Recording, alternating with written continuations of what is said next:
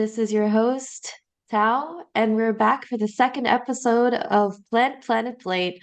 I'm here once again with Muneezay because today we're going to talk about field work. Excited to talk about fieldwork today and show everyone how we've planned to be out in the field and our experiences. One of the fun things about doing qualitative research or just research in general, I'm going to say, is that you can make many plans, but it's still not going to unfold the way that you're probably thinking it's going to be. Just before we start, I just wanted to have sort of a highlight for a listener comment. In response to our first episode where we talked about wildness, one of our listeners, Sonia, mentioned that there's a wonderful book called Braiding Sweetgrass: Indigenous Wisdom, Scientific Knowledge, and the Teaching of Plants by Robin Waller Kimmerer. I think that Dr. Kimmerer mentioned that her point was that when you consider wildness, there's sort of a blind spot, as they say, for the understanding of humanity's role in dispersing and kind of interlinking with plants. Indigenous groups maintained a reciprocal relationship with their environments as environmental stewards. In relation to what we said last time, Manaze, what do you think about that? The importance of humans in wildness. I think sometimes, and a lot of cultures and a lot of thinkings and theories, they expect wild to be things that are untouched, far away. And that's particularly true for North American theorization of wild wilderness or nature. And this goes back to my master's thesis, but it's just and a lot of research also says that until something wild becomes food, i.e., it's consumed, then it's wild food, but it's still found somewhere that is far away. And I guess that is something that we did sort of bring up also in our fieldwork, asking people in interviews how far they went to pick things, to forage. So yeah, so it is, some of it is to do with just the concept of wild in different cultures and theories, Western concepts as well as non-Western. For sure. And I think that Dr. Kimmerer definitely dives into that in her book. So if you haven't read it, you should definitely pick up a copy of Braiding Sweetgrass.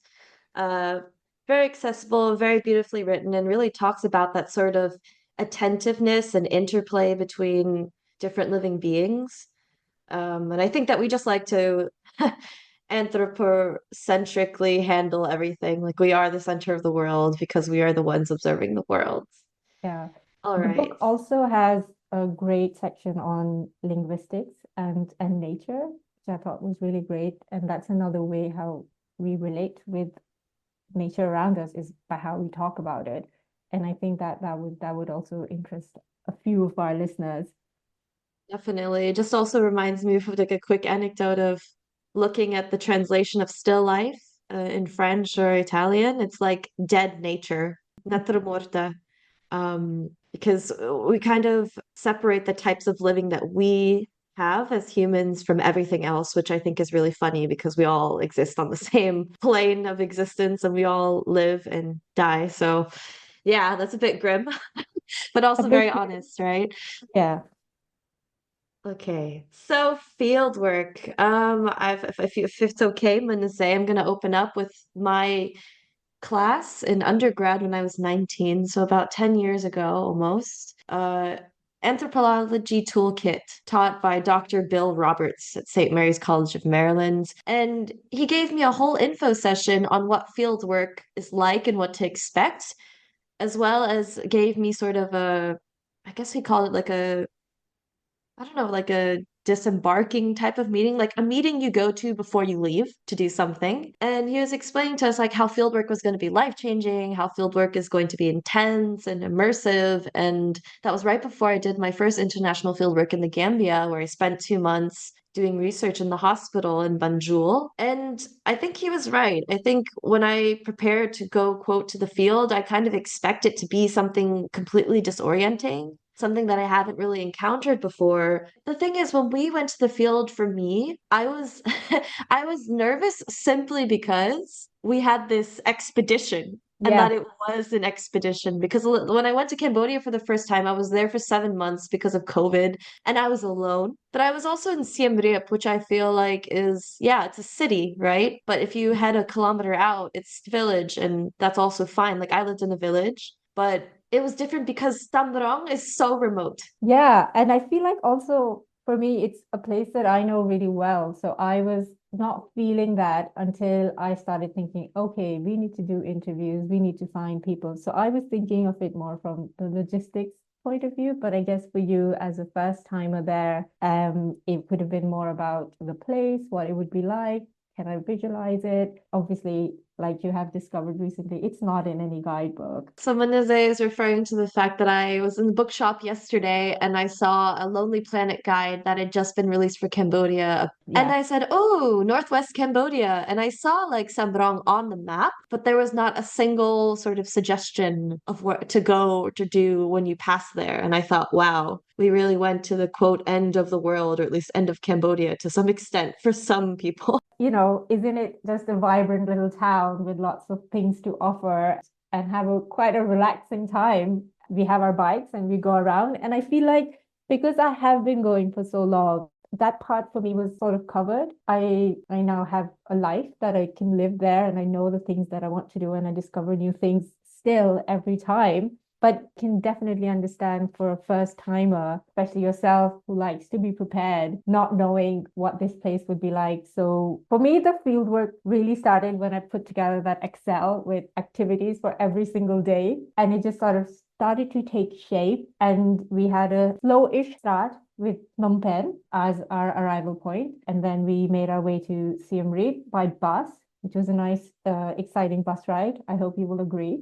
It was very exciting for me because I made considerable progress on a manuscript that I was putting off for publication for a while. So even though she was not officially a part of our project, I actually brought a global health student because I was teaching as a lecturer and a thesis supervisor at Maastricht University. And Iris had never been to Cambodia. And having someone accompany you to a country that you have worked in before, and also you too, Muneezay, for a long time, but what do you show them? So we started in Phnom Penh, had a little bit of a market walk and did admin work, and then took a long bus, and we ended up in Siem Reap. And don't forget the Bombay mix that you guys discovered on the bus. And I honestly think that was the best thing for me to bring as well on the trip. While we were in Phnom Penh and Siem Reap, you very much have lots of Khmer food, but then also other food is available. And I always start to think that as I'm going towards the province, what am I going to eat? And I always think that because once you're there, it's only Khmer food, and which is also the research that we're there for. So that's fine. But while I'm in Phnom Penh and Siem Reap, I really try to explore other food. We had Indian food, I think in Phnom Penh, and I hope that it just gave Iris a little bit of settling in period for both of us because we also had jet lag. Yeah, and Yeah, I then think that we spend what people kind of misconceive about fieldwork is that, especially qualitative fieldwork or mixed method as but with qualitative principles we're doing, is that it's a long process. It's slow research. It takes time and you need to acclimate. You are the instrument in which you soak up the insights and kind of amplify others' perspectives, right, to different audiences when you do research like this. So it's just as much as about acclimatizing, but also having fun. So like eating things that are different, eating things that make us comfortable. I always like to say that my travel food is Pringles. I'm not even like really into Pringles, but only when I travel or I'm about to travel.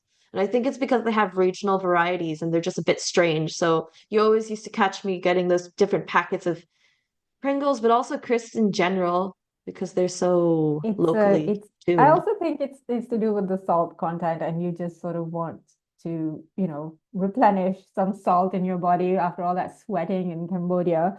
But yeah, I've become more of a savory snack person now as well. And hence the Bombay mix, which is sort of this Indian sweet and spicy snack of gram flour. So yeah, and then back to our fieldwork journey, and after Siem Reap, it doesn't stop. We have a 2 hour taxi ride to the province, and suddenly you just pass lots of kind of rice paddies and fields, very flat, very, very flat land. And I think it wasn't Iris, but it was somebody else who I met this year from Belgium, and he was saying that, oh, it just is like very Belgian Dutch landscape because it's so flat, but it's not because it's got rice growing and little palm trees poking out. And I think as you do that journey from Siem Reap into Samrong, you are really experiencing rural Cambodia. You are seeing sort of daily life, kids cycling to school at times on the side roads, and you passing these small little clusters of houses, which are villages along the road. And yeah, you do really get a sense of you're going somewhere far away. And but the roads are great, and I think the roads have improved considerably in the last 10 years. And a lot of it is to do with, and this can help a lot of the listeners situate them ourselves where we are, is very close to the Thai border. So there is a border crossing there. And I do genuinely believe that roads are invested in because there are trucks carrying goods from Thailand into Cambodia, but also from Cambodia at times into Thailand. And I think that so this national highway, road number 6, going to from Siem Reap all the way till the border, passing the town of Samrong that we live in or stay in, is become a priority for the government. So you get these great roads, they take you, but the rest of the place around us is very countryside and lots of rice fields, which were growing rice in July when we were passing through. So it's these beautiful shades of green, and I can never get tired of it ever. Very interesting that you brought sort of like the infrastructure and the way that we move around as a way to really ground and situate the whole experience. I remember when we got our bicycles, Iris was just like, "Oh, yay, a bike!" And we were like kind of laughing. It was like a very Dutch reaction. Yeah, Like she felt right at home or something like that because she had the bike and she was like zooming around. And they were quite nice bikes as well. And it was like yeah. what $1 per day, which is pretty doable.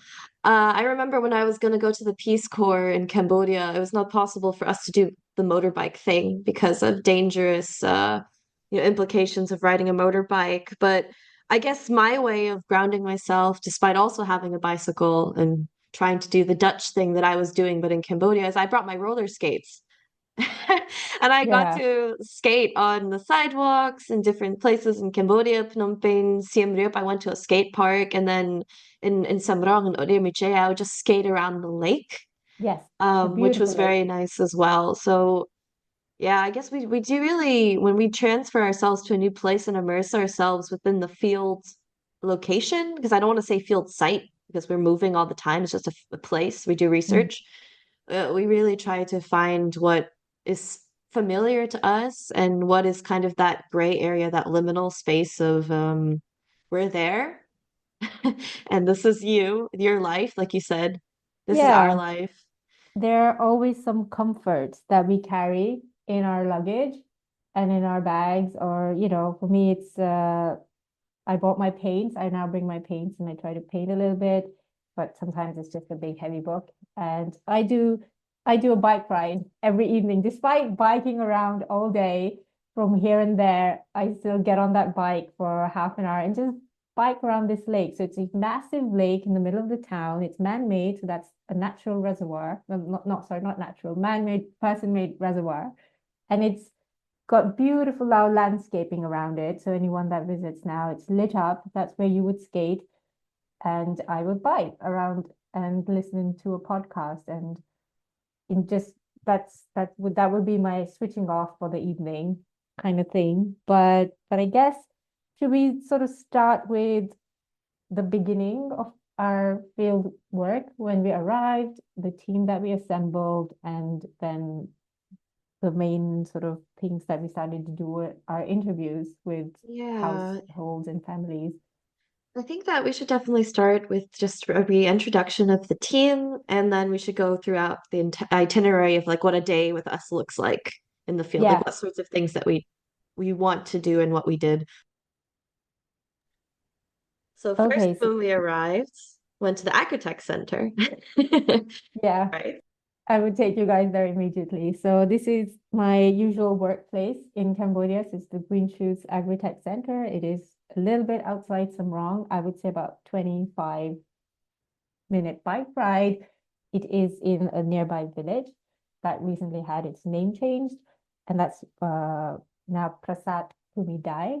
Most likely, will not be able to find it on Google Maps, but you can find the Green Shoots Agri-Tech Center if you search it on Google Maps. So it is a pin. And that's where we met our team. So I had invited Mr. Sarin Sak, who was going to join our team. I've known him for almost 10 years now. I had worked with him on a different project. And also we met with Bum Salun, who is the sort of head grower manager of the Agri-Tech Center. And he's a local from Oddar Meanchey. He's got great knowledge about plants, and he looks after all the living beings in the Agri-Tech Center. So vegetables, trees, and also all the animals that we have.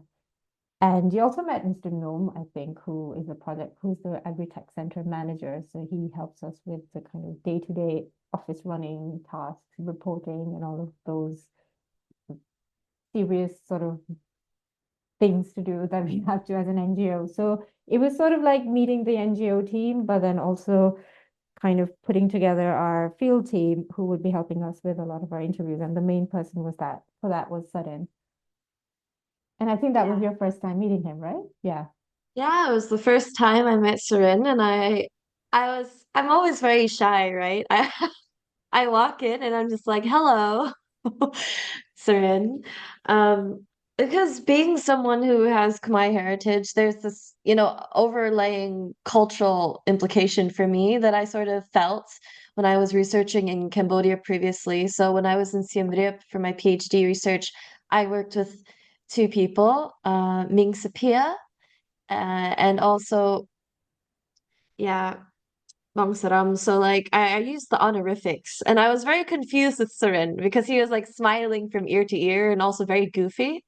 And I was like, do I call him uncle or do I call him mom because we're more friendly? And I was really No, nervous and he's embarrassed not an because I kept uncle. thinking, am I Khmer enough right now? How is my Khmer? Like, how is my Khmer language level? Because I know that it had drastically improved after 7 months in Cambodia. But when you live abroad, like, for example, I was living in Italy when I did my PhD research, you switch from Khmer 7 months, and then you go back to Italian, and then you move to the Netherlands and you're doing English all the time again. Uh, I was just worried I would be lost in translation, basically. No, I So think you did good. And I think, yeah, Sarin is one of the nicest people that I know in Cambodia, easy to work with. And I think he brings that energy, this sort of laid back. And I always would joke with him that he is a little bit of like a farmer inside. And then guess what? During COVID, he actually just became a farmer full time. Slowly, as our field work went along, and every lunchtime we'd invite him to eat lunch with us. And then soon we realized he was going to feed his 40 pigs and didn't have time to join us for lunch. But yeah, Sarin is this really sort of fun, relaxed, definitely not an uncle Khmer guy who brings a lot of sort of fun energy to the field and also great kind of connections in the community in the sense that what we took that first day to just really explain the field work to him, what our intentions were, and the interviews that we wanted to do. And and yeah, he's while he was going to join us as a translator during the interviews, it very quickly sort of also became more than that because he knew people that we could speak to and get information from.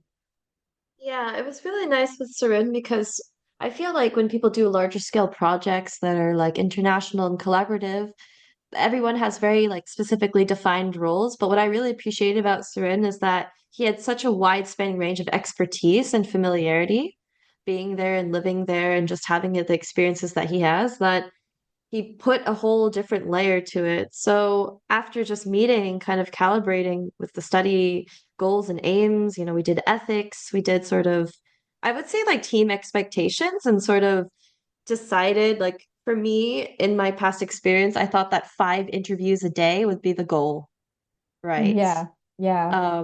And he was very receptive to that, but also very like honest with us about, well, that could probably not be possible on some days.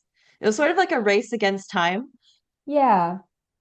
And And yeah, I think he made it more efficient. I think he did a great job of making our interview questions or strategy more efficient. yes, and I think the other thing that I had not sort of factored in, and I think it's because of what I do usually in Cambodia, it doesn't involve being out so much in the field, is that we were there during sort of rainy season slash rice season, growing season. So in the morning, a lot of people would go to their field and be working there. So we either had to find our interview time during that and very early starts in the countryside in Cambodia. And so I think it was sort of trying to do all these interviews in the morning. We had to sort of readjust a little bit our aim per day aim of how many interviews.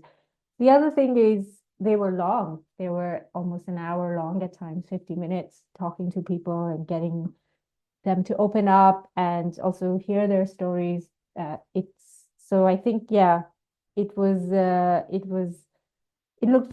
good on paper to have five per day, but I think the reality of it and the kind of engagement that we give per interview, it, it sometimes becomes harder. And so you roll with it. And I think that is field work in a nutshell, roll with it. Yeah, and I think that that's such a value of the qualitative method, right? I think that people don't understand how long an hour and a half interview is until you do it. Yeah, And part of that includes getting to know the people that you are interviewing. And we're very fortunate to have, a relationship with our participants being community members, especially in the community that you've worked in for so long, but also Surin. Um, for me, like when I was doing research also in Cambodia, but in Siem Reap for the PhD, well, I was in the dry season. So I had sort of the opposite problem to some extent because the dry season is when people are not farming, but they're doing tourism stuff in Siem Reap. So yeah. so when the tourists are coming in, we're sort of following the hospitality schedule. So it was very interesting to see the contrast. But early starts, I think, is just Cambodia. But for Yeah. sure, when you're a farmer, it's even earlier than anything else. Do you have any stories that you would like to share with us about your interviews, like with Sarin and I, but also with Srepik, who is also a research assistant on our project that she came on later? She's one of students at the Royal University of Agriculture who is doing her master's research on wild foods and education, I believe. Yes. Yeah, so Serapik joined us sort of at the tail end of our field work. So by that time, we had been quite good with doing the interviews and knowing the questions, and already had a lot of plants listed through these. But I guess what I just really want to say when it comes to doing these interviews is that they were all special. Sort of every family that we spoke with had I would discover something or the other, and I just feel like, it added so much more to just the data collection side of things. Sometimes we speak with I think the couple that there was a couple that we spoke to which were quite aged, but they had lived there for so long and they had so many stories about how the area was in the past and how land use has changed. And for me, that was just very interesting, also not because it was interesting details, but it was also because I have worked in this province for such a long time. And it was very interesting and insightful to hear the stories of people that are 80 or so. I don't get to meet that many elderly people from the province in my day-to-day work. And I think with Srepik, I really enjoyed sort of doing the interview, especially because she brought this extra question sort of towards the end, and I thought that that was really clever. And she would just say, "So what are you having for lunch?" And then they would just start talking about the food that they've cooked, and at times it would include sort of the wild plants that we had just discussed. And I felt like that was just a really interesting sort of question to ask, and I liked that addition, especially because qualitative research was new to her because she'd been doing a lot of comparing data sets, doing in her own field, in her own master's thesis, her still working on wild foods, but she was doing sort of getting students to do tests and comparing test results. It was very quantitative, and this was very new for her. And I liked that little question that she put in at the end just to get people open up a bit more. And I think the other thing with the field work is that people always want to show us the things. They want to bring us the plant or share with us like where it's growing or what we can see around their house. And I think that's just really adds to the doing the interview part. But I think you have far more engaging stories when we split to do the interviews.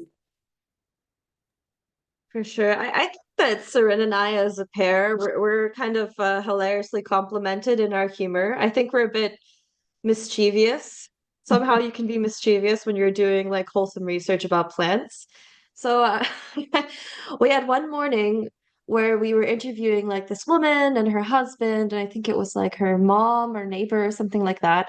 And she was talking about these wild grapes that they pick from the forest. Uh, or that's basically the translation of the Khmer name. Uh, and we asked her what sorts of things that she uses them, like does she eat them fresh? And she's like, no, are you serious? I make them into wine. And then Seren just like, can I have some? As a joke. And then the woman definitely brought us like a giant she brought out the what do you call it? It's like the dispenser, like a drink dispenser that she had filled with all of these wild, yeah, these wild grapes. And then she had made a wine. And I was looking at the time, I was like, it's 9 in the morning. And she's like, oh, but you must have some. And I was like, ah, Sorin, what are you doing? And he's just like, she's asking us, it's research. And I was It's like, no, we do it research, later. and you Like, cannot refuse.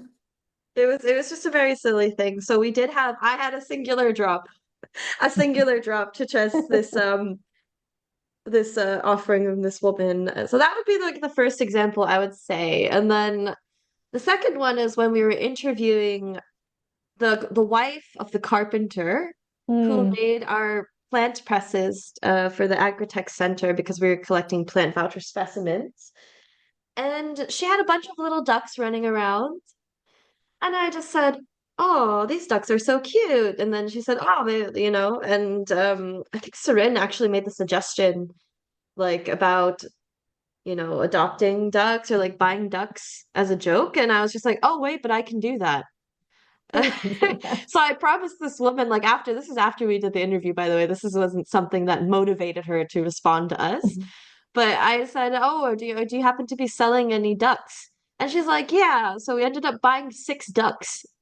And we came back the next day, me on the back of Serin's motorbike with this sort of bamboo, I don't want to call it, it's Hatch. not like a cage, a hatch, Yeah, yeah. like a cylindrical kind of tube, quite large. And we put 6 ducklings there and we drove back to the Agritech Center. It was very close, by the way, but I was holding, yeah, a cylinder, a bamboo, a rattan cylinder full of ducklings. And I just said, I have bought ducks. Yeah, I brought there ducks are into the photos. Agritech Center family. There are photos of them being sort of brought to their new home, and yeah, they're thriving and alive at the center, quite big now, and having little ducklings themselves, and yeah, I love the addition of ducks. So now they join a sort of our chickens and ducks living together, and yeah, they're a great addition because ducks are great for integrated farming. They are great pest managers, and they help sort of clear the fields. And then there's a huge sort of movement of ducks and rice farming together.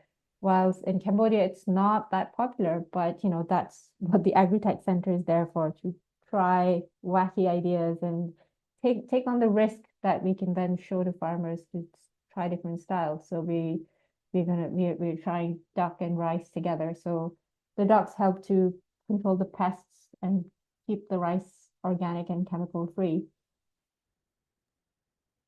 Yeah, absolutely. So, aside from the interviews, we also did a lot of other different components. For example, going to the monk forest, which is this, this giant community forest managed by, 18,000 hectares, yeah, managed by 100 to almost 200 monks and army. and soldiers with Yeah, guns. soldiers with guns, which is odd when you see a monk with this gunned, so armed soldier, but then this monk is also smoking a cigarette. So it's just kind of like, ooh, It's really interesting because everyone might be wondering, so what interests, how does this balance work together? How does the military or like soldiers pair up with monks? So there's been this movement across Cambodia, and I'm also like a lot of other different countries, I think, about doing like conservation of community forests and management by ordaining important really trees, like important trees, sorry. And because they're ordained, like the Buddhist blessing, they cannot be cut down, especially in a country that is like overwhelmingly Theravada Buddhist. This is very impactful, I think. yeah. And so as you even enter the monk forest, which is about 40 minutes drive from where we are, and the reason we also decided to go there was because a lot of interviews indicated that to be a foraging location, particularly for mushrooms. So we decided to make the trip there. And as you sort of enter the sort of forest area, you see a lot of trees with those orange cloth around them. And that's basically the trees that have been blessed. They still use them for extracting resin, which is used on boats and used as a kind of like a lacquer, I guess. So a lot of trees do provide that, but these trees are huge, like massive old trees, and it's a real sort of service that the monks do. A lot of them are from the pagoda in Samrong, and they live out in the forest. And we also sort of saw some new little huts that they had made for them to live in over there. So yeah, it's updated itself a lot since I last went, which was before COVID. So now they have more of a meeting area, and it's more kind of built up and a bit more sturdy. Before that, it was even more lacking it's sort of that infrastructure to accommodate people. So in our time in the field, haha, with air quotes, we had two visits to the monk forest. The first one was Muneezay and I with Iris, my student, and Seren. And we just went to just kind of speak to the one of the monks and get a feel for the place and ask about certain plants. And there's two stories I probably think we should highlight one to say. I think the first one will be the Seren story, Yeah, I mean, I the think the first childhood. one also is because it's that there was a lot of excitement from all of us to be here and be guided by the monk to be taken around. I was sort of like a transect walk in the sense that the monk was there to show us different plants. We had that list of plant names, and the idea was that we were gonna walk around with him and also the armed person. One armed person was with us, and it was we also sort of split up in the group because we are all looking at different things that we like. I saw a plant that I was like, oh, I think I've seen this plant in Pakistan. I want to look at it. We also use those plant apps to identify things. And then I walked up to Saren and Iris standing and looked like eating something. And I was like, oh, what is this? And he gave me, and I'm looking at it. And then suddenly, Saren is just spitting everywhere. And I was like, I don't know. I don't know what's happened, what's going on. And basically, I think the monk was saying from behind me, but still further away, that it's poisonous, it's poisonous. And then you, I think, walked up, and of course, you can explain your sentiments, realizing your master's student is probably eating something that they shouldn't. Oh my gosh. So, having a master's student excited to research in Cambodia is one thing. Having such a wonderful master's student like Iris to come with me, an honor. However, it being my first year on the job and me being overly anxious, Yeah, this was probably my disaster scenario. We're 45 minutes from probably any hospital, right? No, There's much more. six, much more. Okay. There's six of us in total. The monk, me, and the soldier who had not eaten this fruit. Uh, I you was know, holding mention it, that but it's had not poisonous. consumed. Yeah. I just kept thinking if they pass out, I'm gonna have to drag one of them. And we tell this story out of fondness because also Iris was laughing as well, and I think she loves to tell this story because it's such a out of pocket fieldwork story. Like that one time I almost got poisoned in Cambodia. It really echoes the message of what we said in the first podcast is that it's good to eat on the wild side, but please, please be sure of what you're eating. Yeah, I Yeah. think it's a classic story because it is there was a lot of excitement in all of us that we are going to do this foraging walk. And yes, plants are edible, but some of them should not be eaten and some of them should be prepared before eating. And a lot of plants and leaves look the same, but manifest very differently once consumed. And so I think I think it also shows the very different ideas that pop, or rather thoughts that pop into our head. I was just like, what is going on? Why is everybody spitting? And you were thinking, oh, I will have to drag people out and they will faint in the forest. But luckily, none of that happened.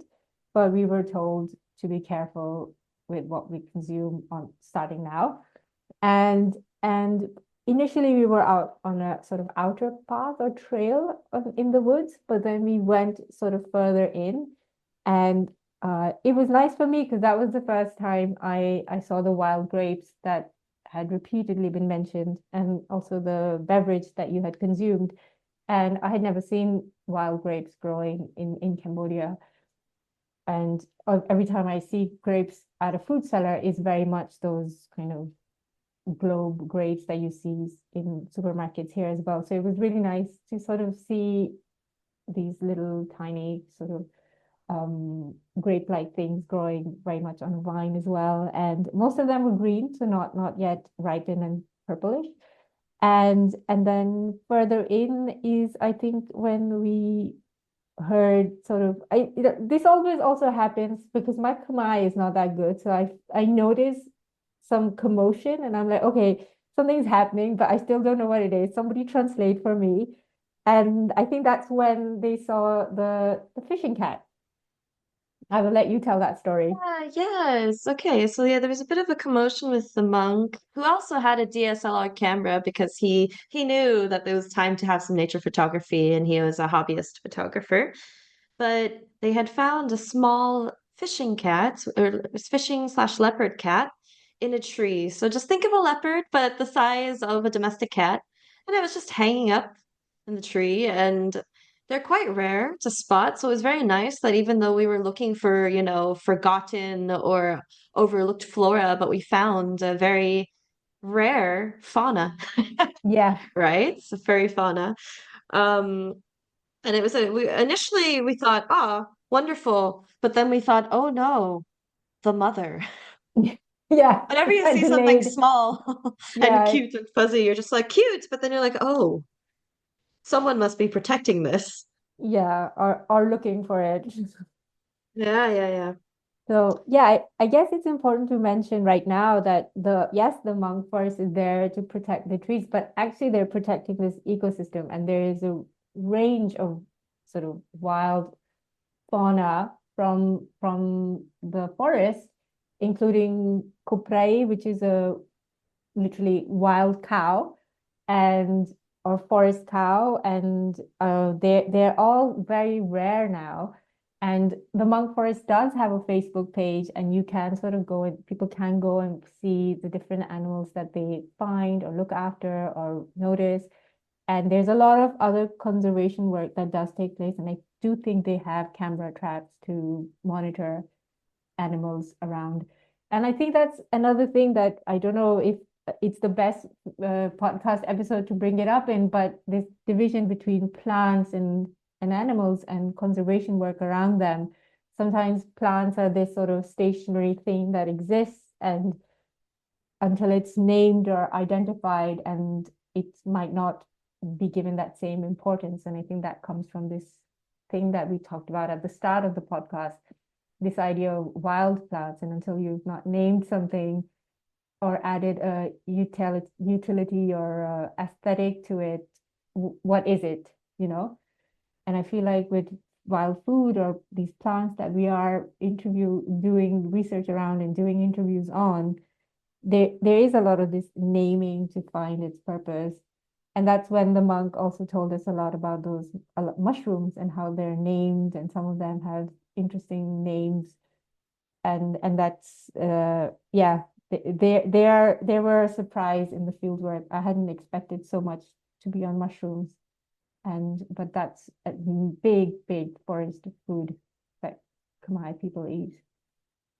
Yeah, absolutely. It just goes to show you once again the idea of you have a plan for field work, and we were looking for plants, and we found so much fungi, and we found, yeah, fauna. We Yeah, spoke to our colleague Pablo Sinoves yeah, from Flora Fauna International, and he was doing research also for the National Geographic Society about the Mekong crocodile. And many other organizations and groups of researchers are doing, biodiversity surveys of many different components of the Cambodia biodiversity. And there's just so much out there. Like recently, we read a paper about a mangrove that was discovered, and I think they found like 700 new species yeah. or something like that. It's just phenomenal of the potential. So I And guess maybe yeah, go I ahead. guess no, I was just saying the same, that there's a lot of bird research or ornithologists also working in Cambodia. And a lot of them, I met one on the weekend who is doing research on types of rice to plant, which can encourage wild cranes or these majestic Khmer birds to start sort of uh, coming back into the environment. And yeah, I think sometimes you have to look at habitats, and habitat loss means loss of the fauna. They're so interlinked, and I think that's why local holders of traditional ecological knowledge, people that do know about plants, and like the monk that do know about these trees, are such best suited to be the protectors. But you need the traditional ecological knowledge to work its way up into policy making. And I feel like our research hopefully can add to that. I do strongly believe that. Yeah, me too. And I guess the last kind of fieldwork moment that we also had to kind of interconnect all these things we've discussed is the fact that there's the scientific documentation side, but there's also the promise of education and youth knowledge and how it's been intergenerationally passed down. And I mean, it Yeah. is on the decline because of, for example, climate change impacts and land use changes, making not like a certain species unavailable or harder to find, right? Not to our knowledge, not as much extinct so far, but that last botanical survey did mention that in the next 100 years we would see about 40% extinction rates or potential Yeah. Yeah. for Cambodia. And a Um, lot of that is because of land use change. So habitat loss or forest cover being made into roads and farmland can lead to that. And if a lot of this knowledge, especially Khmer names of plants and uses, are passed down orally, it's not quite documented in the way that is accessible to a lot of young people. There is a chance, unless you are of particular interest or have grown up around it, such as the Enfants du Mekong, this other NGO that we work with, students from over there. We took them on a field work to the monk forest as well, sort of to join us for a day trip. And yeah, they came with buckets and digging implements because they knew what was going to happen, and that was just a joy to see in itself. And we did much the same I with them. Yeah, so aside from being horrendously knowledgeable, very happy, and very adventurous, these students in a huge mass, about 30 of us all together, ended up in a quite comical situation. Very, Yeah, they exhibited resilience as well in one of their wonderful qualities when being in the forest. yeah. So the plan was that we would do a foraging walk and then have a lunch with all the kids. And the foraging walk was supposed to be like what, like an hour or something Yeah, like that. max, an hour max. Max, an hour max. And somewhere along this mass of students and the monks and the soldiers and also like our The, team. and the excitement of just being able to pick mushrooms and flowers, edible flowers, and bamboo shoots and rattan stalks that are all edible. So these kids have knowledge, and we are there on this foraging walk. So we are picking things which would be then cooked later. We had the option to, I think, take a shortcut, or it was again one of those things where there's a lot of chatter because everyone's discussing, and then it sort of translates back, and then we obviously, it's majority and we say whichever is easiest. Is what I said. I think we found ourselves not on a shortcut, but in on the banks of this sort of river or stream. Yeah, it was about a stream, I would say about what, 4 meters or more across or Yes, something like same, that. And we were lost. And completely. I kept thinking two things once again in my disaster doom scenario thinking. You, Similar to the last time I was in the monk forest, I kept somehow you thinking, enter the monk forest and that switch just goes off on rather. yeah, hopefully the next time I go, it won't be like this. But I kept thinking, there are 30 children here. I have 500 milliliters of water. I 500. I didn't I even bring a was liter of water. I was running out of water. It's I think I quite was warm. yeah, it was warm. I'd been slipping, and it was it was just, how are we going to cross this? I think it was very much. I did you have the camera in your backpack too? Yeah, yeah. Okay. So as part of our expedition, I had a nicer camera, like a DSLR with video components, and I had a GoPro.